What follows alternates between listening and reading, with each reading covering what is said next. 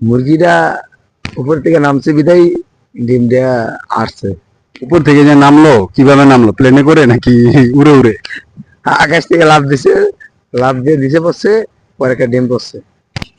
Excuse me ভাইয়া। বলবেন ভাইয়া, কিছু বলবেন? হ্যাঁ, আমি কিছু প্রশ্ন জিজ্ঞাসা করবো। আচ্ছা বলেন।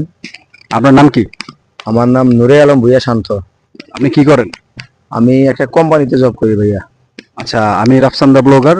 আপনাকে একটি প্রশ্ন করব, যদি সঠিক উত্তর দিতে পারেন তাহলে আপনার জন্য রয়েছে আকর্ষণীয় গিফট। আচ্ছা ভাইয়া বলেন। ডিম আগে আসছে নাকি মুরগি আগে আসছে? আগে তো ভাই মুরগি আসছে, কিভাবে আসছে? কারণ মুরগি না আসলে তো ডিম আসতো না ভাইয়া, এই জন্য মুরগিটাই আগে আসছে। আমরা তো দেখি মুরগি থেকে ডিম হয়, তারপরে বাচ্চা হয়, তারপরে মুরগি হয়, তাই না? তো মুরগিটা কিভাবে আসলো? আচ্ছা ভাইয়া, যদি মুরগিটা না আসতো তাহলে কি ভাইয়া ডিম দেয়া আসতো?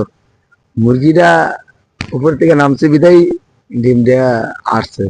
উপর থেকে যে নামলো, কিভাবে নামলো? প্লেনে করে নাকি উড়ে উড়ে? আকাশ থেকে লাফ দিছে, লাফ দিয়ে নিচে পড়ছে, পরে একটা ডিম পড়ছে। ভাইয়া আসলে আমরা সঠিক উত্তর এটা, দর্শকরা যদি কমেন্টস বেশি করে যে মুরগি আগে আসছে, তাহলে অবশ্যই আপনি পুরস্কারটি পেয়ে যাবেন। আপনার নাম্বার রেখে দিচ্ছি আমরা, অবশ্যই বিকাশে আপনাকে 500 টাকা আমরা পাঠিয়ে দিব। আচ্ছা ওকে ভাইয়া, ঠিক আছে। ওকে, আচ্ছা,